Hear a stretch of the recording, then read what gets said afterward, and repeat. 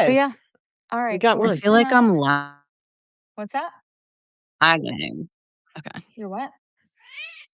We're I all on our think I'm phones right now? lagging. Am I lagging? You're lagging a little bit, A yeah. little bit. No, I'm on my computer. That's why I don't even Hmm. bother with my computer on Substack because it just doesn't we'll let people get in, but it just doesn't, it Yeah. doesn't work as well as my phone for some reason, Yeah. which seems weird to me, but, It's you know. such a pain in the ass. Well, and like I Mhm. was saying before, as we Ow! have Ow, ow, people ow. populating in, my computer decided to push an update. So I'm on Substack right now through my phone. I cannot see the chat right now, so I apologize. But as soon as my computer decides to work for me for once, I'll be able to see the chat a little bit better. I can only see like one chat at a time, and I'm missing things, and it's a pain. So, are you good now? Oh, it says that your internet connection's unstable. Mhm. Are you getting bad weather? Mhm. Frickin' Yeah. technology. The algorithm was like 3 women? Oh, no. Yeah, we do have bad weather too, but Yeah. Right. Okay, yeah. so Oh, I've been you know making what? so many Let me notes. try something. So many notes in the last couple weeks just because I've been looking forward to this conversation. Like I was saying before, we are all part of the same system. We all walk through different doors, but we are described in the same fucking house. We live in a white supremacist society. Everything that we see, hear, touch, smell has some kind of a gateway that leads us back to white supremacy. And this is the system that I have dedicated my entire life to right now, dismantling in any way, shape, or form that I can. So I'm not, a typical journalist. I do a lot of research. I do a lot of reading. The way my brain works is I put a lot of things together that I guess wouldn't be put together. I pull threads. There's no such thing as a bad question. I was always that kid when I was younger that always, asked the question why. I was that annoying, but why? Because I always wanted to chase the why. Mm. Uh, but I am here with these two incredible women that I think are amazing and very interesting women. Um, we've got Jenn Budd, who was a former Border Patrol agent. My husband and I just watched the documentary that she was in last night. It's called Critical Incident. It's on HBO. I highly suggest everybody watch it. Jenn Budd is a badass. She found the anomaly that is making changes currently. She also left Border Patrol, and she is now an activist for immigrants. Natasha is my friend that I met through Walter Rain. And Natasha worked in the Kamala Harris campaign. She experienced and witnessed heavy racism in that campaign, and she speaks out against it, very vocal about it, which, again, you're a badass. I love you for that. And I grew up in a patriarchal white supremacy system dressed up in Catholicism. I had a couple of bad marriages. I'm a child rape survivor, and it all goes down to white supremacy and how the system works and how the system protects people. I spent decades learning to call things what they are instead of what I was told that they are. So when I say that I want to have a conversation about how white supremacy operates inside institutions, inside federal agencies, inside presidential campaigns, inside marriages and churches, we now have the opportunity to speak from the wreckage and be a part of the rebuild. The three of us came through different doors, but we describe the same house. The reason this conversation matters, why it's so uncomfortable to a lot of people, is because the system counts on us not comparing notes. And we are here to compare notes, ladies. Mhm. It counts as Jen's story, staying in the immigration space. It counts on Natasha's story, staying in the race space. It counts on my story, staying in the religion and the trauma space. But today we're refusing to do that. And we are going to say the quiet parts out loud, all of them. So I'm going to go ahead and turn it over to Jenn and Natasha. And if you two could just kind of, how did we get to where we are today? Kind of a introduction. Miss Natasha, would you please go first? Oh gosh, I was hoping you would. I don't have enough time. How did we get here today? You got to narrow it down because, I mean, for me, white supremacy and patriarchy are like the two, umbrellas, and then under that, colonialism and imperialism and fascism and all these things, right? But like to me, those are the two things that are fucking everything up, for lack of a Can you better. maybe direct it towards, so let's stay in the most modern era that we're in the last 10 years. Can you look at the last 10 years and respond to, I would say my question to you is, you experienced a lot of racism in the Harris campaign. Can you look at why we are where we are today in terms of, it feels like there's no opposition, even when one of our candidates is a woman of color? And how that system is controlling, even when we get candidates of color in there that we want to support, they don't, we don't seem to be able to vote for them. What is the institution doing? How does white supremacy prevent that, is what I'm curious about.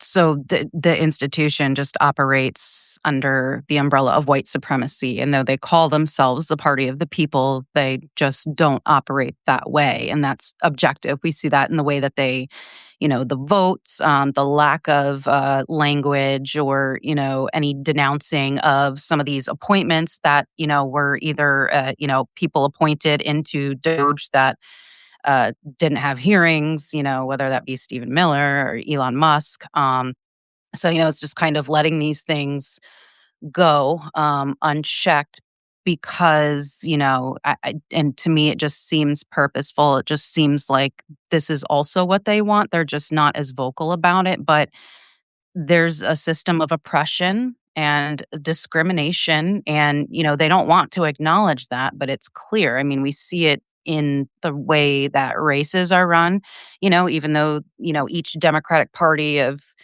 different counties and different states, they all they're all their own thing, but the big tent, the umbrella, the institution, the people that they're putting forward are not people that are pushing for change. They're still supporting people who are pro-genocide. They're still taking money and funding from, Core Civic and Geo Group, and that directly funds ICE and detention centers. And I actually posed the question earlier, what's to stop like Chuck Schumer or Cory Booker from allowing us to just be genocided the way that they're allowing Israel and supporting Israel's genocide, because we're already starting it here. I mean, they are, as they take AIPAC money, they're also taking money from Core Civic and Geo Group, and we are starting to cleanse more heavily. We've seen a ramp up in that, and I think it's just the inherent people will not acknowledge the racism and discrimination for whatever reason. They just don't want to take accountability. I don't know if it's embarrassment. I don't know if it's like just doubling down because you've gone so long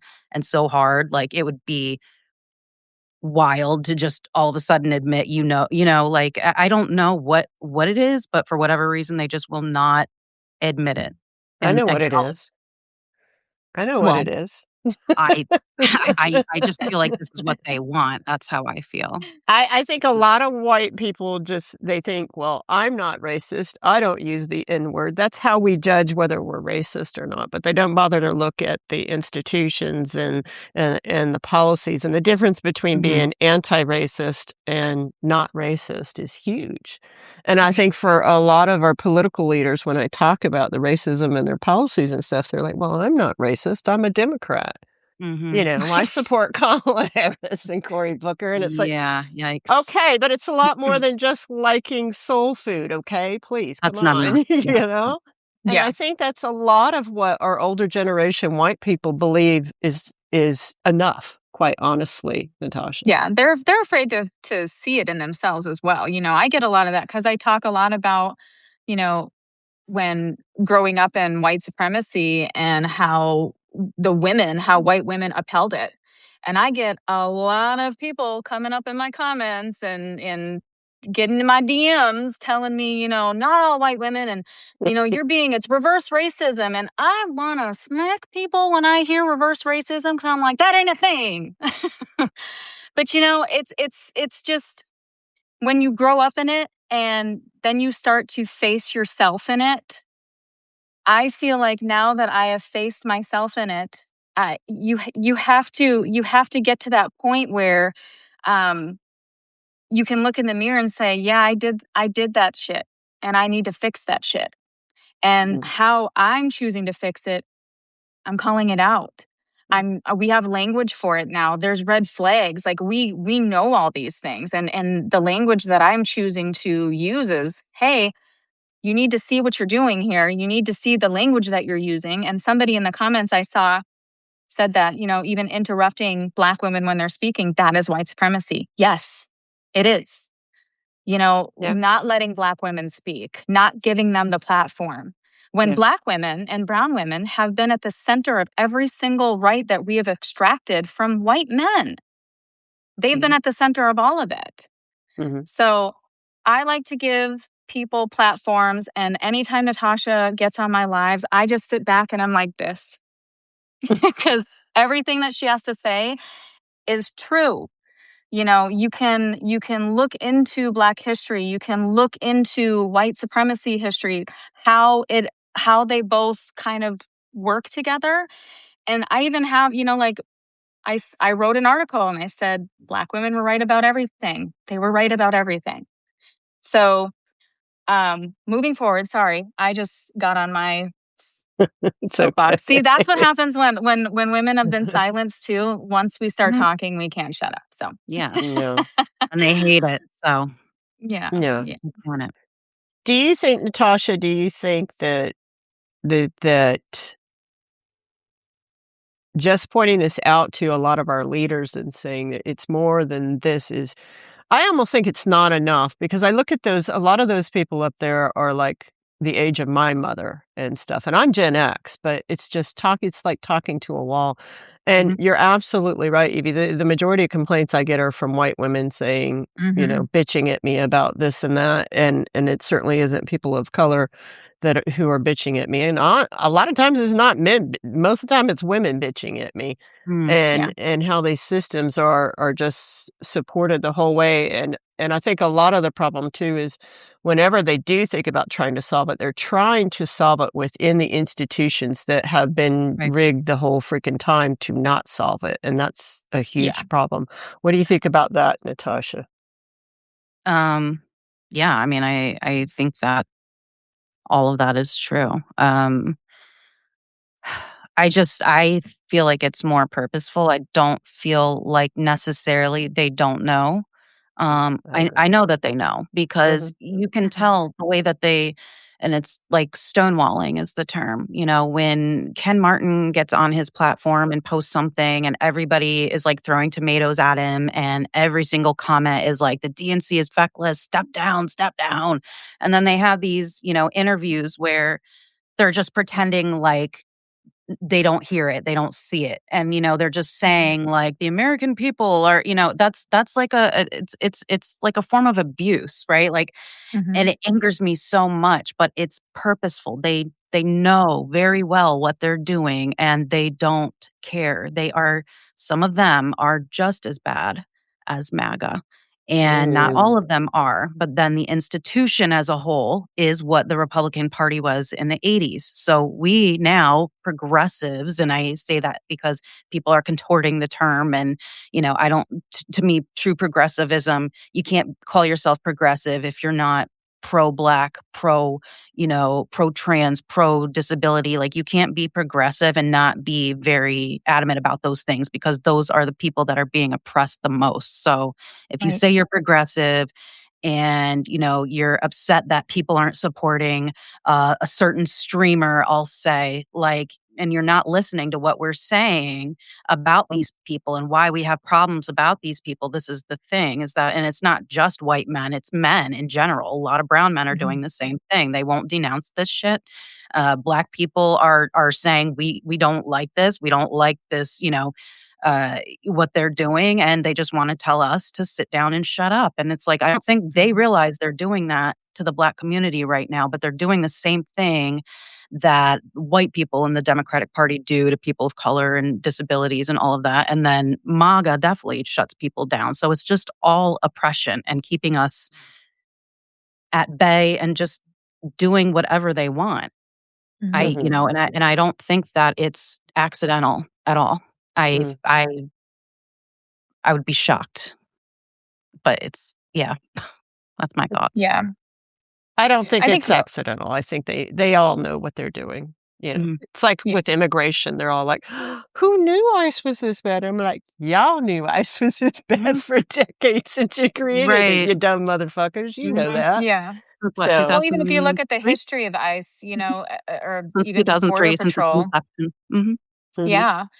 I was I didn't know a lot about it. I live in Texas and, we heard of the Texas Rangers and all that kind of stuff, but because I'm white and because I live in that privileged space, I never had to worry about that. I never had mhm, to look. I never had to look. And then it got to a point where, when Trump was elected the first time, just like Natasha, all of a sudden it's like, we don't have we can't not look now. It's just Right. it's in our face and we have to look at this and we have to see what's happening. And that's kind of when I started really looking at a lot of things as well. And you look at the history of the Texas Rangers, they're the old slave patrol. And it's like slave patrol, Texas Rangers, border patrol, it's the Mm. same ideologies. And even when I was looking at that, when I was watching that documentary that you were in, Jen, um, the chief of the Borders Patrol was like, we've upheld, what was it, like 150 years of tradition. And it's like, Mm. yeah, motherfucker, I know exactly what tradition you're upholding too. and he's And a it's horrible, Latino.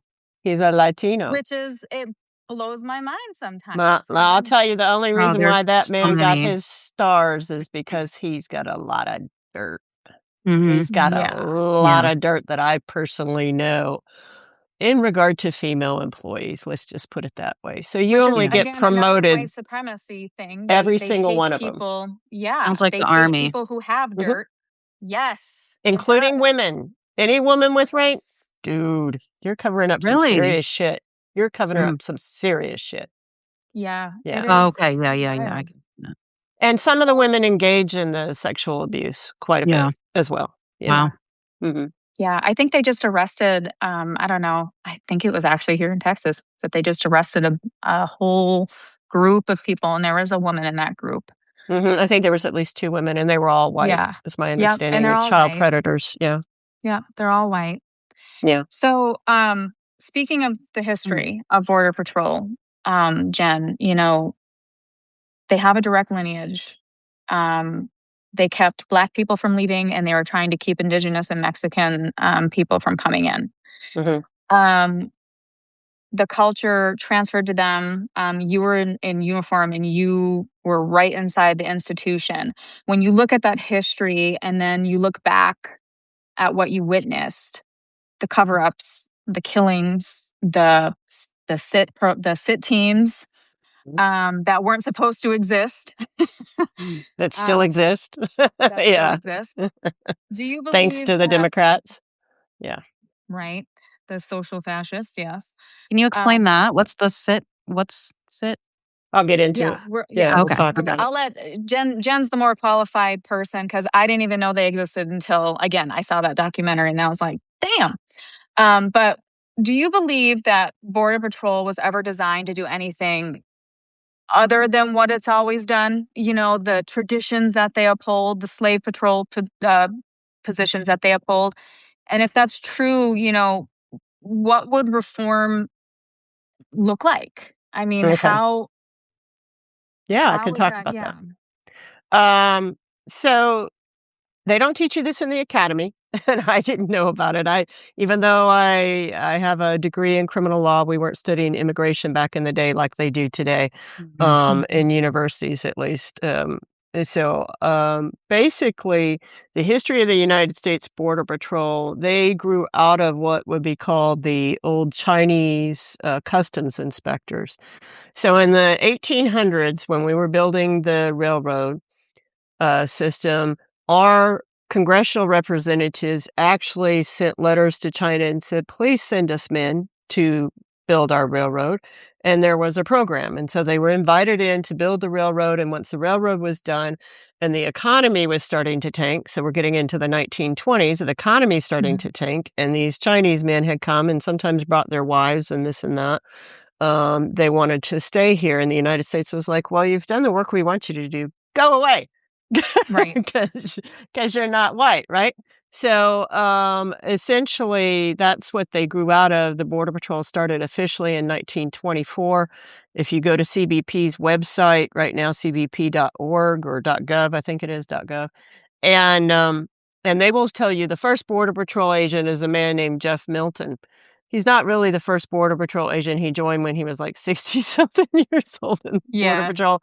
But one of the first few that was picked, and he had a long history of shoot 'em up kind of Western stuff because he was part of the Texas Rangers and all sorts of different stuff.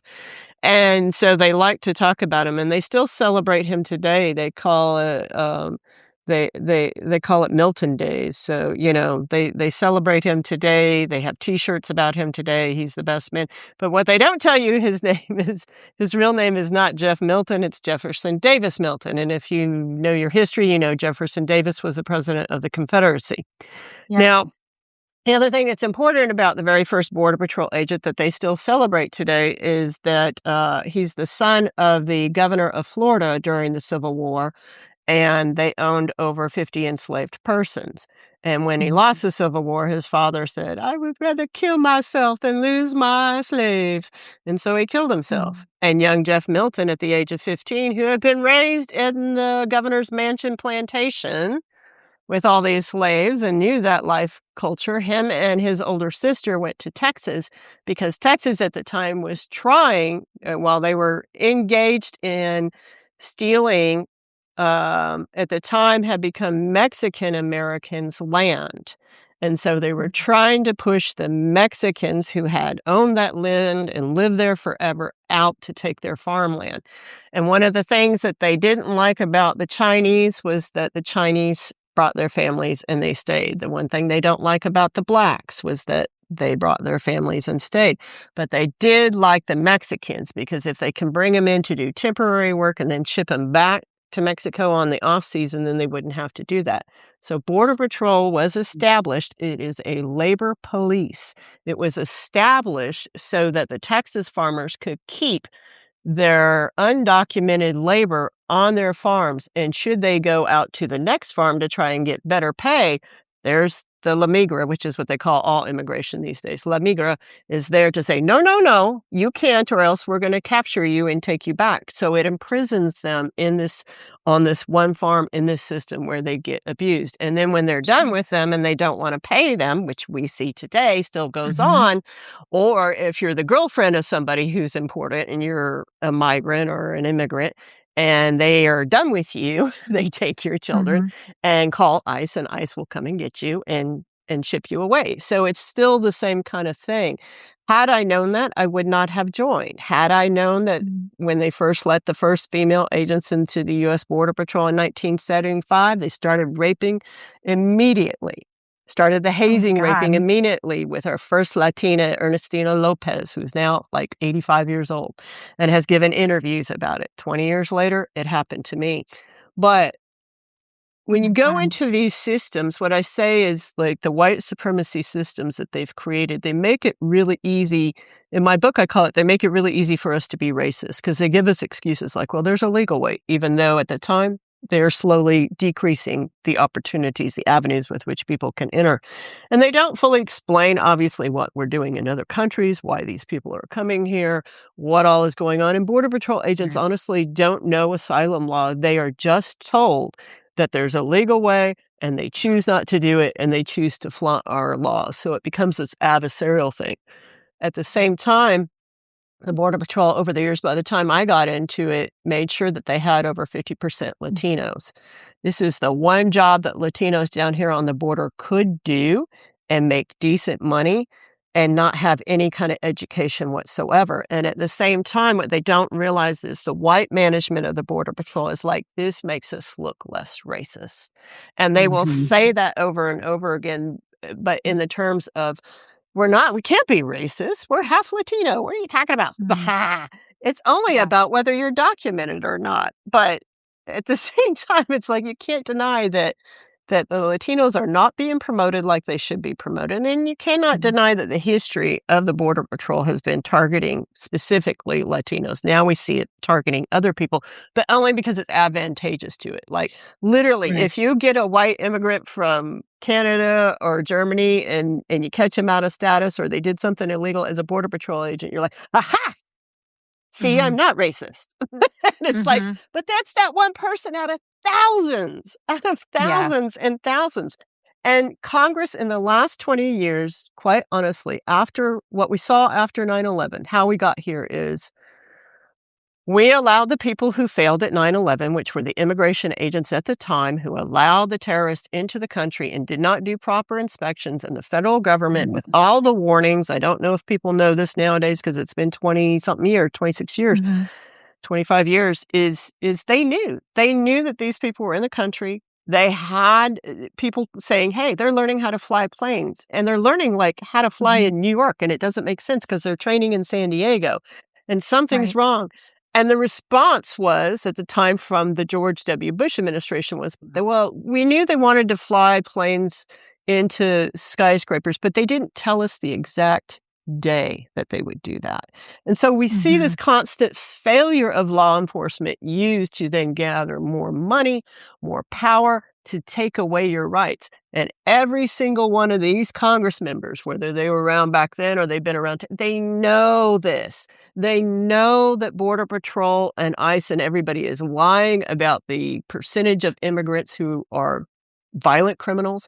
More Border Patrol agents, the percentage is higher of Border Patrol agents who are arrested every year for violent crimes than the people that they are arresting for crossing the border seeking asylum. There's more Border Patrol agents committing violent crimes than there are migrants. And yet they've built up this whole thing. And why have they built it? Well, because the Congress has not been a good steward of what is happening with climate change, with labor, with AI, with all this other stuff. They are just making policies to make money. This has nothing to do, and it is very blatant today. I mean, years ago when I started talking about this, people were like, you're crazy. But now they see it. They see it. This is not about safety. This is about making money, and they're doing it off of Black and brown bodies. That is what this is about. So I agree with you, Natasha. It's not that they don't know. And when they act like they don't know, it's infuriating because they do know. You all created the system. Like on Sunday, I'm going over to New Mexico to go find all these bodies that the sheriff and El Paso Border Patrol refuses to pick up. And 55% of them are women, which is outrageous. Usually at the highest level, it's about 18% along the southern border will be women or girls. And so something is going on here. And yet I invite all these senators and representatives to come with me.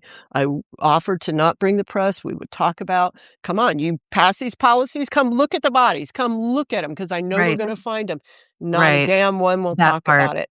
And this has nothing to do with national security. And in fact, I would argue our system now makes us less secure because what it's enabled politicians to do is use this politically and gain power. And they are going to turn it against the rest of us. That is what is coming for us. So our hatred of immigrants and Black and brown people and different languages and indigenous people, it's going to come back on us. It's coming back on us. And they're just hoping that something changes and it doesn't get that far. People aren't willing to say, stop doing this to Black and brown and indigenous people. They're just, right now, they're just sitting there waiting. I hope this doesn't affect me. That's what we're doing. I hope it doesn't get to me. Yep. And there But it is, will. when Congress is owned, it's like 90% of Congress has affiliations with Israel right now. And, I see so many similarities between ICE and the IDF, and just the way that, Mhm. and Border Patrol, they're very proud to say that they're paramilitary. But it's like, they're not. And a lot of people don't look at Border Patrol, and even, people that are proud of their country and proud of their military, um, we don't look at Border Patrol as if they're military. Like, we're not proud of that. We're not proud of anything that they're doing. It feels like a terror regime. And I look at the IDF, and that's exactly what the IDF is. I mean, they just legalize rape as a form of how to torture people and discipline people and their people that they arrest. And we're seeing the same things here with Border Patrol and with ICE. They're just, I guess, quieter about it, where the IDF Yep. feels like they're like, the chosen people, and that they can do no wrong, that, it's never going to blow back at them. But it's like, there's so many similarities there. And it's, again, all goes back to white supremacy. Yeah, and they use the thing fortunately, I got out of the Border Patrol right before 9/11. I'd never had IDF training.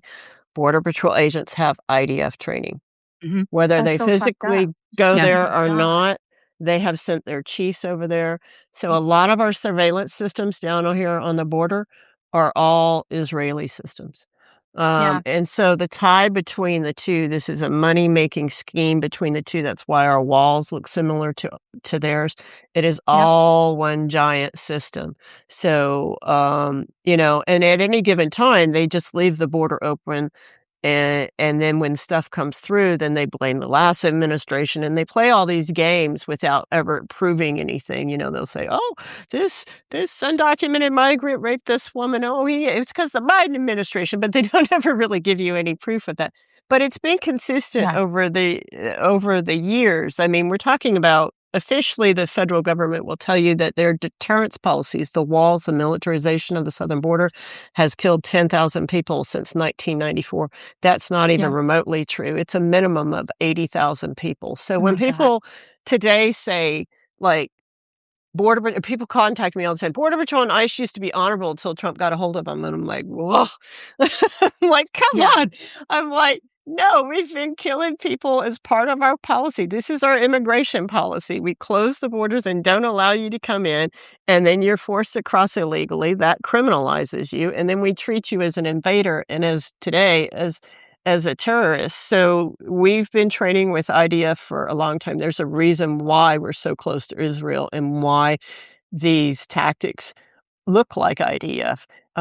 It is Gotcha. IDF, but it's also Border Patrol because let's be clear, Israel was established after Border Patrol was. So Right. we've been teaching a lot of other countries. We send Border Patrol agents to other countries. They've been in Iraq, they've been in Afghanistan, they're in Mm-hmm. Honduras, Guatemala, El Salvador, and there's no oversight into that. So we just take these Border Patrol agents who know nothing but brutality and are allowed to get away with all their crimes down here, and we send them all over the world. And few people know about that if you're outside of the Yeah. agency, and Congress doesn't even know about it. But the idea that, I mean, like right now, when you wonder if they know or if they really don't know, right now, the movie is a good example. You saw Senator Padilla, my Yep. senator in there, and the most he could muster was, "Whoo, if this is true, this is really bad."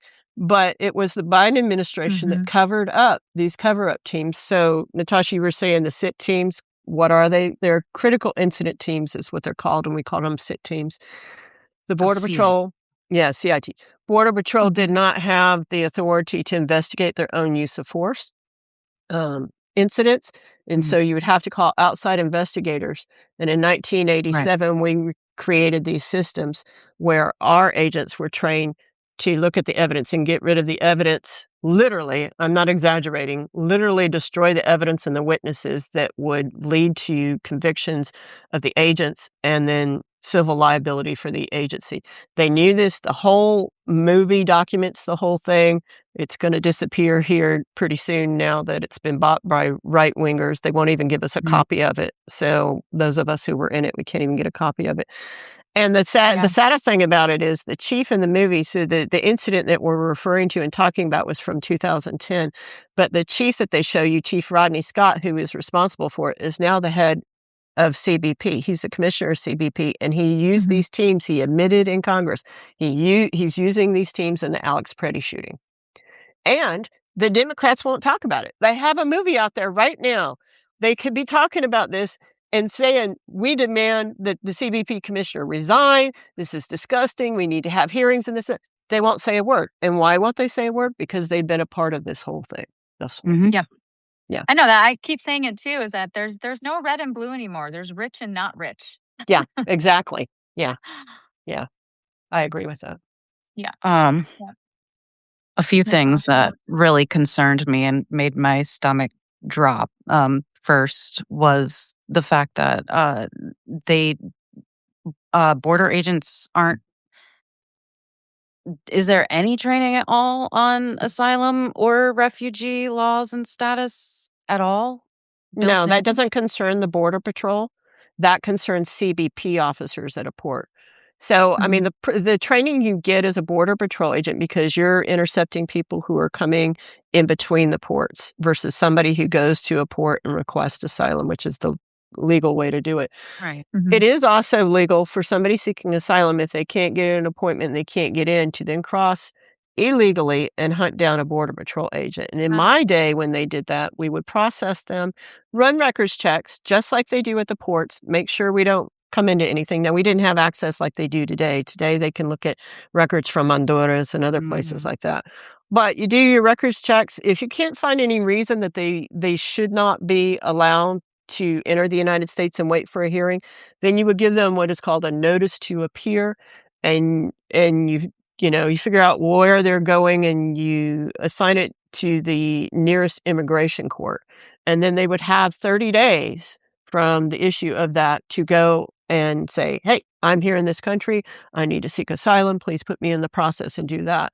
But during the Biden administration, he made it so that if you did that, it's still technically legal to do that, but he made it so that then you get a penalty of a 5 to 10 year ban.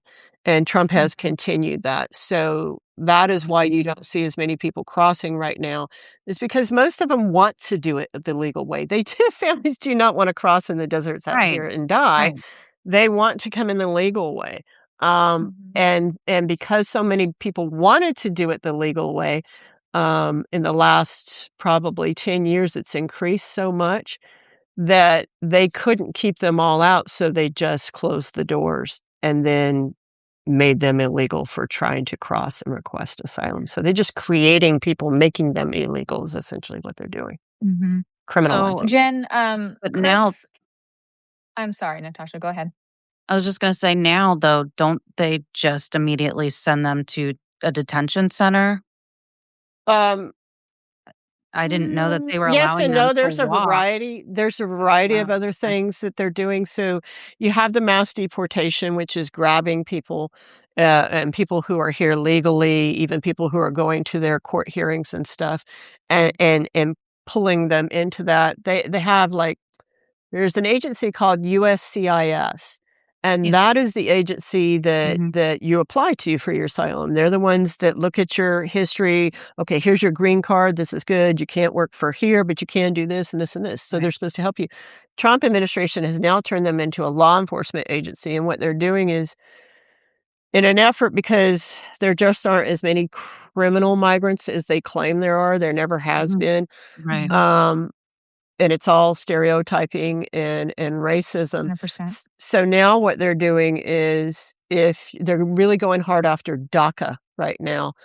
And so if you have DACA, you have to reapply every 2 years and let them reevaluate. Do you have criminal? Have you done anything bad? This and that. Are you following what you're supposed to do?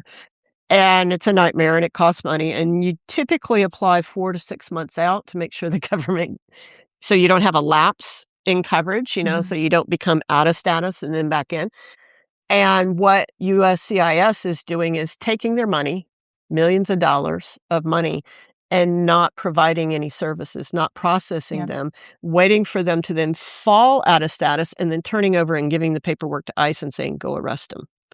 And so they're Things are great. Yeah. creating people over and over that to criminalize them so that they can put more bodies into these warehouses, into these, facilities. And what I call it too, quite honestly, is so in the Border Patrol, we think of deterrence immigration policies as walls, checkpoints, cameras, this kind of stuff.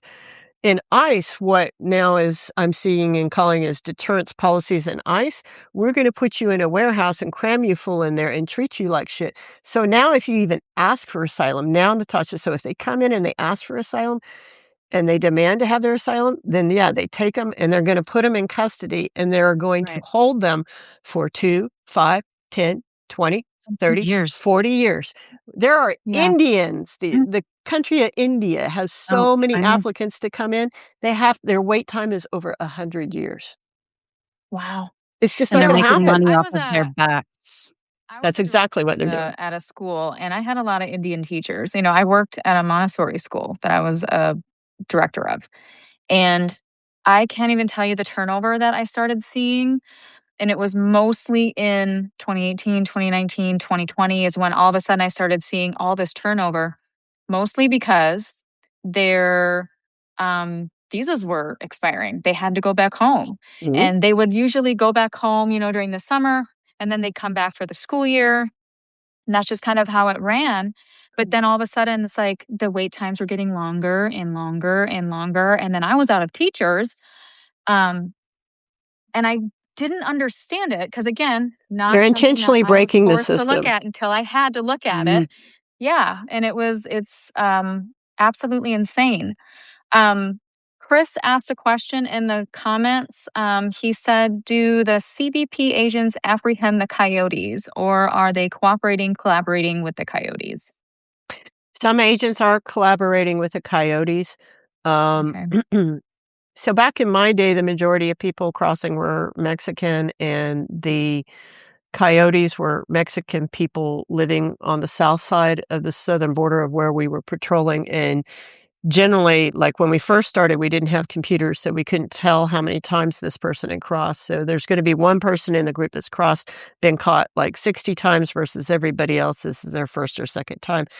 While the person with the most crossings is likely your coyote.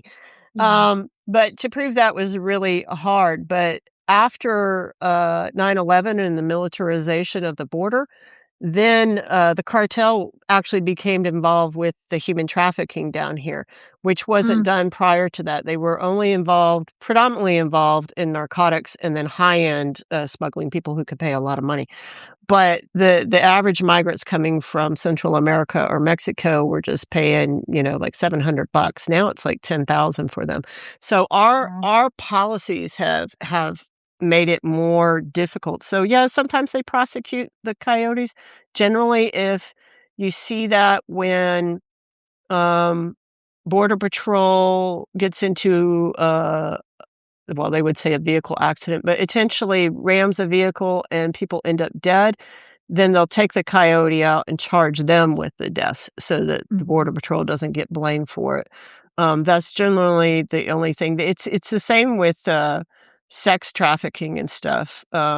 They rarely do. We just saw CBP do a big raid of cruise ships here in San Diego, and they claim that they got 27 people, Mhm. legal immigrants, documented, 27 people involved with child pornography on those cruise ships, but they didn't provide any proof, and then they refused to charge them with Mhm. this supposed They just child let them go. pornography ring, Yeah. and they just took their documents without any hearings, and then they said, "We sent them back to their countries," and I'm like, "That's fucking not law enforcement. That does I mean, what are you nothing. doing?" And you see this Yeah. with the Epstein thing.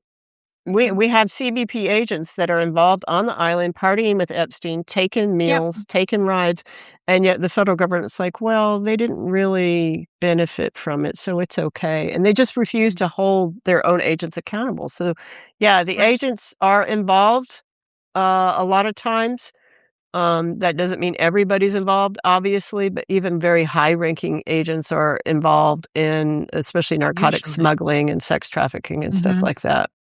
So, Mhm. yeah.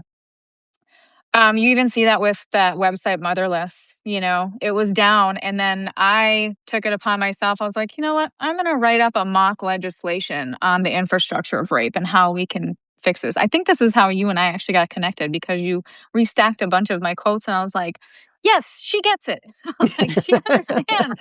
I have a habit of reading and then going, "Oh, that's good," and as I read, I'm Uh-huh. getting it out there. But it's like it's nice sometimes, Jen, to just when you write things down and you just know like this is how it should be, and you put it out into the ether and it lands. Mhm.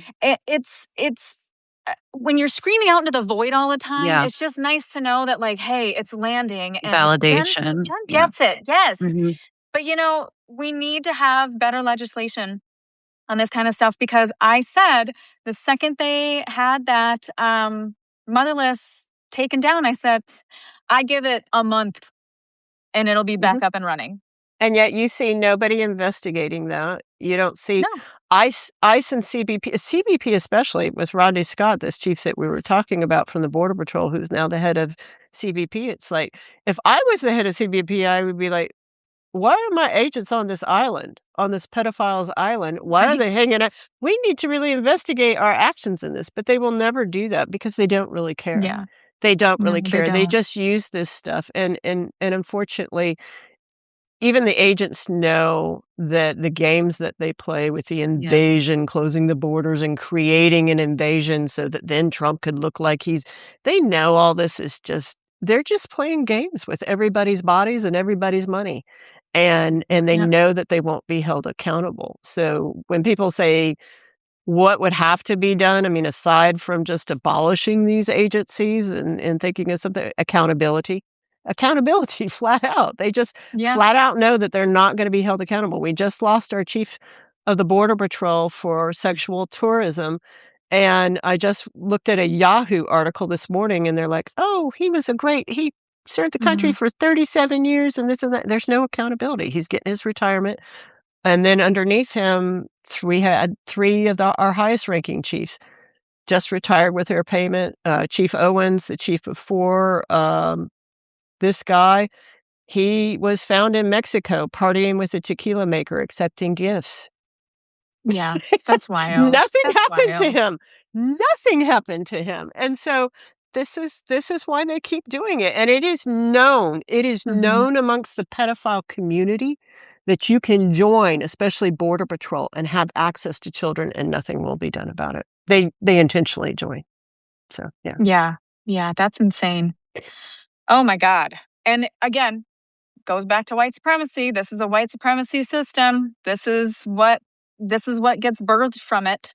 Even Natasha, do you Mhm. have any let's say I feel like I've been hogging this conversation. Natasha, do you have any thoughts on like when you look back to what was handled with the Harris campaign and stuff, what are your thoughts on how we can change should we change Democrats? Should we have a third party? Go more progressive? Do you have any thoughts on what we need to be Mm. doing? I mean, I believe that objectively we have to have more than two parties. This is Mhm. the end if, depending on how November turns out, if it's, not in our favor due to gerrymandering or intimidation tactics or bullying and all of chaos, and if they get their way and Republicans are in power, that will be the end of democracy in this country for at least, I would guess, the next decade.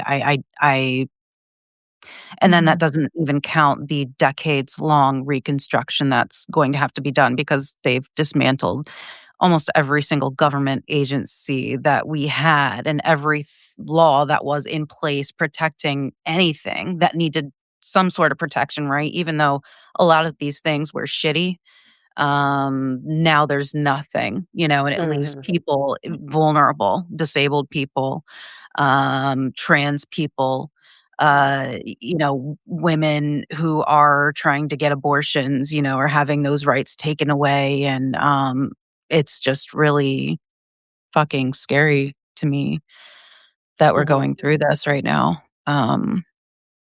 It just makes me sick to my stomach. Yeah.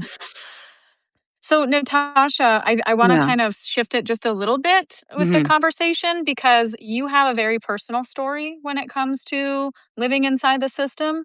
Um, you've kind of lived in two rooms. You've lived in the presidential, campaign where you experienced racism, but you're also married to a white supremacist and you have biracial children with him. Mhm. How has, what does that tell us? That the system doesn't care about what banner it operates under. You could be progressive, conservative, federal, domestic. It's white supremacy system is kind of in everything because this is what the United States is right now. Mhm. So, what does that? I guess as a Black woman raising biracial children, and you're also biracial yourself, how has that? What can we do with that knowledge moving forward? When it's everywhere, and how has that kind of shaped you, and how is it shaping your children, and what kind of things have kind of opened your eyes to how to move differently in the world ever since all of this kind Yeah. of was shoved in all of our faces the way I that it mean, has.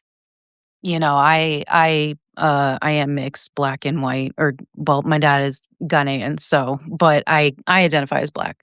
Um Black American. And it's, I grew up with my white family. So a lot of that shaped who I was, and I didn't start deconstructing all of that. It took me, I should say, a very long time to deconstruct all of that.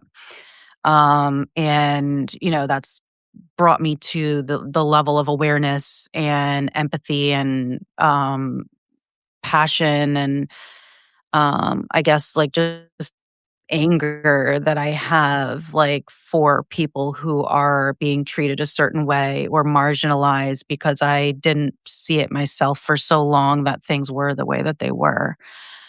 And I just hate seeing people treated inhumanely. I hate people seeing people treated like they're not people because they uh choose to just for whatever reason, right? Like, we're all different and we all have our things and we're all human. And I just don't know why we can't all mind our fucking business and just let people live and be who they want to be if they're not harming anybody. And, um, I'm very adamant about making sure that my children are aware of these things. And I see now how baked in supremacy is into everything because I didn't see it Mhm. before, and now I see it so clearly because I do a lot of, like, retrospect and thinking about, "Oh, wow, that was this," and so I just see how baked in everything is because I've had to go back and kind of, like, double, think about the experiences I went through and learn from them. And, so I see that play out in family court and, Mhm. going through the family court process against a white military man who, is a white supremacist and has issues with trans people and apparently Puerto Rican people and, all these kinds of things, and this type of indoctrination that's being done to my son, and it's, he got away with things that should not have been gotten away with. I know the law very clearly when it comes to certain things, and I know when something has or has not been violated. They chose to side with him and silence me and try to turn things against me. And this isn't the first Mm. time this has happened, but, it's the first time it's happened with him, but I've seen this in the past with males, and abuse and the then it being turned around on you and you end up in trouble and I'm like, "What? I called the cops and I'm Mhm. getting Mhm. taken away?" Mhm. Yeah, Mhm. that kind of shit, right? So, I see how that shit all plays out, and I see what they're doing to me, and I'm just, like, too old now, and people are saying, like, once you hit your 40s as a woman, you're just like, "Fuck it," and I think that really did happen. It really Yeah. was, like, 40, 39, 40, where I was like, Mhm. fuck it. You know what I mean? Like, Yep. this is what it is. And I see what you're doing. And I don't give a fuck if you want to say, I don't give a fuck if you want to throw out a contempt order. I know damn well it was valid. And you can say you don't want to adhere to it, but the facts are it happened. And I have proof that it happened. So you're not gonna use law to, like, overrule my reality and what's actually happening. I'm not gonna allow that anymore. I'm not normalizing this bullshit, and so that's why it's just so important for me to deconstruct all this shit because it just suppresses and oppresses everybody. It Yeah. hurts Yep. everybody, but it's Oh right now god, the system is everybody take protecting notes. white cis men. Yeah, that's Yeah. the system protects them. Not Yep. us, not the ones that are doing the work, and we're breaking our backs, and I'm a single mom having to navigate life in this fucking economy. I still don't have a full-time job since I left the campaign. I've been working my ass off, and I've got somebody trying to make me look like a bum because I lost my job on the campaign, right? Right. No, it had an end date. Nope, Yeah. black women are being pushed out of the workforce. Nope, you're a fucking trans xenophobe and you're trying to make my son believe these things, and I'm not going to Mhm. accept it. Mm. No, it's not normal to marry your brother's wife. I'm just gonna say these things. It's not fucking normal, and I'm not going to allow it anymore. So, people wanna, make me out to be a certain way, but I'm tired of being told and him telling me he's gonna use his white military status, and because he hasn't had a DUI in 15 years. Oh. Why'd you have a Oh. fucking DUI in the first place? Yeah. Shit. Mhm. I'm sorry to start Ah, into we that, but see you know what? I this. just, I have to put this shit out there because if anything happens to me, God forbid, just Yeah. know it's not I but death is my greatest fear, like, Mm. since birth. Like, I love life. So, Mm. just putting that out there. But that's yeah. Yeah, Natasha, what you're going through and It's white supremacy is honestly, baked in everything. Mm. I think it's worse now than when I went through it 10 years ago. It's way worse now. So, what you're going through right now, just know that everybody watching right now, we got you. Like we support you. We think that you're And I amazing. I think you're appreciate amazing. that so much. Yeah, I'm just sitting back and I'm like, yeah, get it. Tell 'em, yeah. And please, if Like you're I love thinking it. about donating to me, don't. Go subscribe to Natasha and help her. I don't have Yeah. any kids. I got some rotten fur babies here, so I'm good. Yes. Donate to Oh, thank Natasha, you. Absolutely. please. Natasha needs the love. She deserves the love. She's earned the love. She give her all the love right now because man, I have met a lot of really beautiful people on this app, but I have to say that Natasha is one of those people where I'm just completely in awe of her and her strength. And darling, I know there's so many days where you're in that fuck it mood and you hate it and everything sucks but I still look at you and I Yeah. just see a pillar of strength. You're doing amazing and keep being you. Thank Yeah. you. Thank you. Yeah. Oh, No, you guys all keep me going, and everybody that I've met, everybody that I talk to, has just been so great. So it's great, like you said, to have that validation and have people that believe what you're saying and agree, because it's like, okay, I'm not crazy. I am doing something right. It's logical, yeah. even No, though you're you've got not. like history or facts or whatever behind your side. It's like people still don't believe it or see it. Yeah. And, it's not like we're clerics or anything. We're not like psychics. It's just we learned, we're open and we're willing to deconstruct these things and understand that these things are just inherent in us, right? And we're all Mhm. human and we all make mistakes, but like things have to change. And Yep. we just have to keep having these conversations and having people spread the word. Like we just have to stop normalizing everything, and we have so much power. I don't think we realize it. Like we have the power to interview candidates here. We have the power to go, in person and volunteer and do things. You can sit in on city council meetings and ACLU. You can listen to legislation locally that's going on in your state. You can make public comments on it. Like there's so many things right now Mhm. that we can do. And I just want everybody to know, like we can. turn this shit around, but like we have to be overwhelmingly, you know, intentional about it and like get to work now in registering to vote. In Delaware, for example, I just changed my voter registration like right before we got on the live. I had to change back to Democrat because um, the primaries, you have to be registered to vote as either a Democrat or Republican because we have closed primaries here in Delaware by May 29th. So went and made sure I was registered as a Democrat, and I can't remember where I was going with that, but We were Just talking keep about all going. the Everything things that I'm we making can notes, so do just keep going. and the things that we need oh, to be yeah, yeah, involved yeah. in. Yeah, so just doing that, and then helping people get registered and stuff like that. But we have to be what I was saying, like overwhelming at the polls too, Mhm. because not only are they gerrymandering, not only are they just, being blatantly racist and, deconstructing and completely dismantling voting rights for Black Americans, right? And disabled Americans and Yep. making life and, ways and transportation harder for people in indigenous communities and on reservations and, you know, handicapped people and then they're gonna have people at the polls in, uniform and what, like fucking AK-47s or something or AR-15s, Right. like, just What are standing they even there doing and anymore? I know. intimidating people. Yeah, we have to like overwhelmingly overcome all of that. Like 2024 was the most important election. Now, people fucked up. Okay, so now, Mhm. unfortunately, this is the most important election because if this election does not turn out again in our favor, and then we have to hold the Democrats that are in office, hold their feet to the fire, but we're going to be getting good progressive people who understand and want to make change. We're going to get those people in too. We have to Yep. start calling them, but we have to start building something new too. A two-party system is no longer sustainable.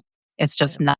So while we have, Working Families Party and Democratic Socialists of America and, other parties like that that already have infrastructures, I think it's good to support them too and, see which candidates they're endorsing and, see if their values align, really Mhm. pay attention to these things. But we have to be it's gonna be a lot of work, and I don't know if people understand that, but, like, we have to start doing it now. So, I Mhm. think yeah. we need to also be Third able party. to demand from our candidates, like, because you never see them talk about. I'm in California, and you just don't see them talk much about women's rights. You don't see them talk much about, what are we going to do with what's going on with the South, that where they're, disenfranchising Black people just Mhm. because they can. And so, I mean, one of the good things I think about, like, as hard as these times are right now, for many years in the 70s and 80s and stuff, the idea was like, oh, we're past racism. And then, especially when Obama got elected, I think a lot of people, especially white people, but a lot of people in general were like, okay, yeah, we're there, we're good. And that's what they've been relying on. And I think we need to understand that our democracy and we need to teach, like, when you look at old old shows from, like, the '50s, like Hazel and stuff, they talk about democracy, and they talk about how it's important to protect, regardless of what party you are and what your beliefs are, is to protect the equality for everybody. Now, that may have been just talk back then, I get it, but at least it's Mhm. putting it out there, and one of the good things I say about this time, as hard as it is at least they're telling us who they are. At Yeah. least they're telling us Yeah, exactly who they right. are. And so the Yeah. more crazy they get, I'm like, "Good, go ahead." I heard last night, I heard that Trump and them are now going to say that you are, through an executive order, they've now decided. I don't know if they've issued the executive order yet, but they're contemplating it at least, of saying that if you say anything negative about AI, then you're a terrorist. It's like, well, just keep it on. Keep piling it on, because Yeah. the more they do that, the more people go, "Oh, okay, this is it." You know? Yeah. And that point is obviously different for a lot of people, and we can argue about that, but if they keep going this crazy, crazy, crazy route, people go, "Ah, I just can't do this anymore." Yeah, And so that whittles them I don't down even know. more and The thing is, more, but yeah. like, I Yeah. have to Americans say I know more about AI. I know more about AI than probably every single person in this regime right now. It's the Signal Gate, you know, n that was an app that we had to use as well, and we did not have any leaks or anything like that occur as far as I'm aware. So, being somebody that's unemployed, right, a Black woman, and then seeing Signalgate occur, and, my job on the campaign was IT and cybersecurity. Mm. So watching this and these fucking incompetent ass, white, lame dudes who don't know what the fuck they're doing literally, like, ruining the security of the entire world right Yep. now, and I'm just sitting Yeah. here like, Yep. I should be in that position right now. I should be in that position, or some of the people that I worked with, like, w w this is not, I can't deal with this anymore, and I can't. I can't. I can't. I'll I be don't honest know what with you, else to say. Natasha. Mhm. I just don't know that much, and I don't want to know much about AI, and I don't care what the way I look at it is it just in a general, you know, Gen Xer looking at it from the outside is like, I know for a fact they stole my first book. My memoir is in the AI thing. I'm in that complaint. Oh, And yeah, it's that like, happens so to everybody. they just steal everybody's work Mhm. Yeah. and now they're using it as their own, and we don't have to think, and the answers will be given to us. It is the Yeah. laziest white male response. I don't want to have to think or consider anything. Tell me what the answer is. Mhm. That's all it is, and when Mhm. you do Yep. that, you lose humanity. You lose empathy. Right. You cannot understand what other people standing in front of you Right. are thinking or going through because you're like, Mhm. "Computer, tell me what this," you know? And it's Right. just pure laziness and theft. And Yeah. quite But you honestly, know from a what? national Can I say security something? standpoint, Yeah. it's Yeah. terrible. Go ahead. Yeah, that this is all intentional. The CIA, has been brainwashing and experimenting on humans, and, throwing out propaganda and experimenting with AI, and, psychic, driving, and, LSD consumption and things like that since its Yeah. inception in 1947. Why are they pushing AI so heavily? Why is it a race? Why are we being, anybody not promoting it all of a sudden is a terrorist? Because they don't want you to fucking think. They don't Mhm. Mhm. want you to fucking read. They don't want you to do anything. They want you to rely on this because Mhm. it's working. Yeah. Mhm. It's And the working. dumbing down of America started 50 years ago. I mean, the infrastructure was put in place, and then you've got people like Leonard Leo and the Heritage Foundation. I mean, they purposefully Republicans purposefully dismantled uh, education. The whole reason why I got out of education was because I couldn't be a part of that machine Yeah. anymore. I just didn't believe in it anymore. I could see what it Mhm. was doing to the kids, and I was Yeah. powerless. I was one person, and I'm sitting here screaming from the rooftops, "This is bad. This is bad." And people are looking at me like, you're like I'm a hater. And it's like, "No, this is bad." Technology is okay in for some things in the classrooms, but when Right. kids are on technology 4 to 5 hours a day, it's literally like those neurons are not slapping together. They're Mhm. not making the Mhm. connections. And we created a generation that is constantly, it's not even a dopamine hit, it's a hunger. We've created a hunger in them that doesn't even go anywhere. Mhm. They don't even they and taking away, cursive handwriting, that is actually helping the brain wire, and it's helping with patience, and it's helping with all these things that we don't think about, and they took it away. And the same thing with reading actual books. There's something about reading actual books when you're just online and you're skimming. That's how your brain is being wired, so that you're going to skim life and you're going to miss critical things in life. I think we're So seeing white supremacy take this technology, and I'm not saying that AI can't have good technology. I see it being used in medicine in many great ways, yeah. and things that we as humans maybe couldn't find out fast enough. I understand that, but it's like I almost like in talking to you, Natasha and Evie is like it's a tool that white supremacy is using, and I think white supremacy requires the ignorance of people. Yeah. It requires it. Yeah. And so so does, fundamentalists of any religion. They require you to be ignorant of all of this, and so that's why they are making your children dumb. Yep. And they have I just saw a guy the other day who was testifying before some House committee hearing or something, and he was saying there's a direct correlation between when this technology is entered into the classrooms and their level of critical thinking skills and is just like, phew, It was just drops. 2010.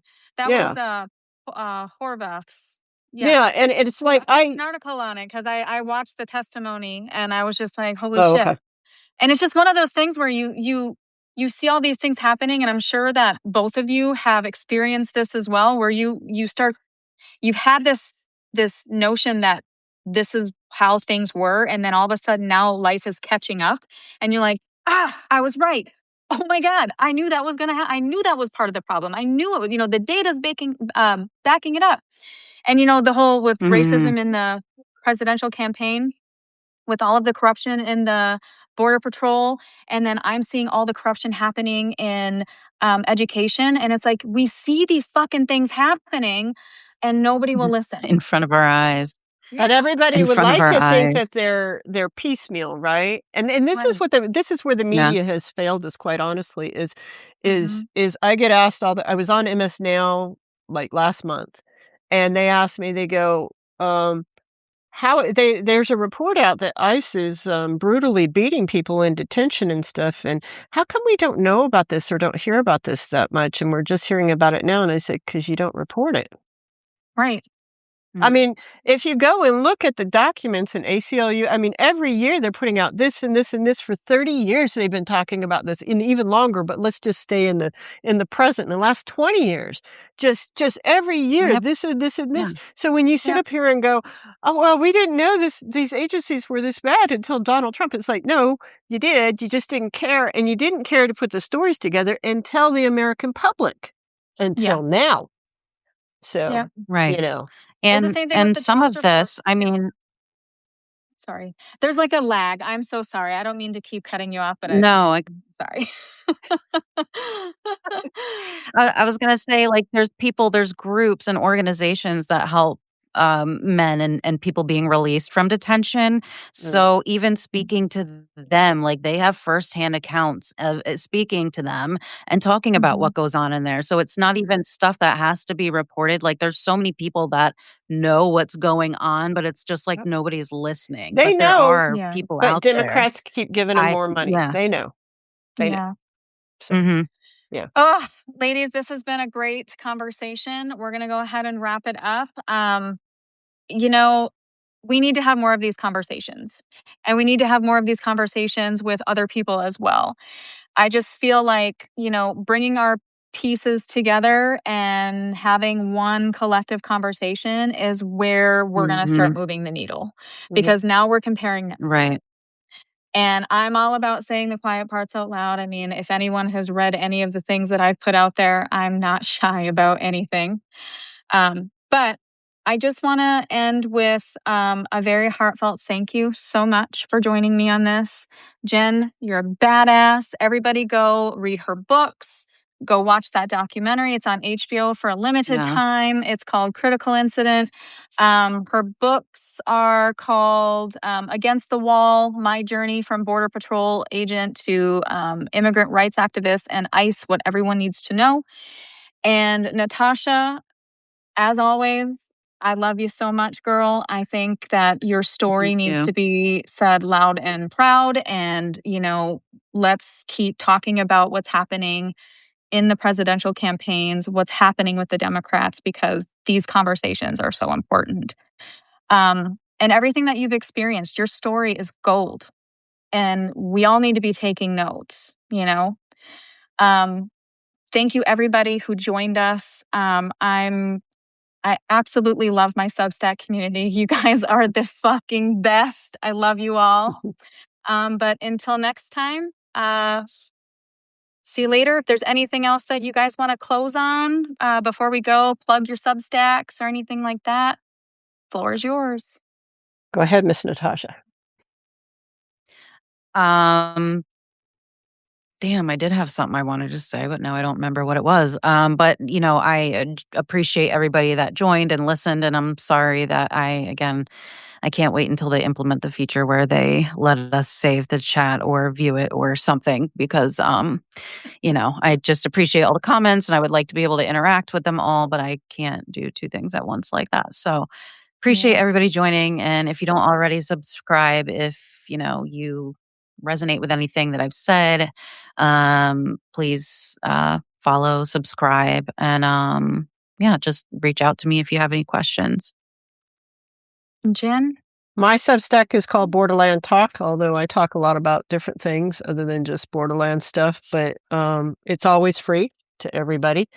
And like I said, in this, if you're thinking about subscribing and being a paid subscriber, please do that to Natasha today. I'd appreciate that very much. And I just want to say that what they do to immigrants, they are going to do to you. So that's all I had to say. All right, ladies, you guys have a great day. Thank you so much for joining again, and we'll see you next time. Bye-bye. All right. Bye. Bye.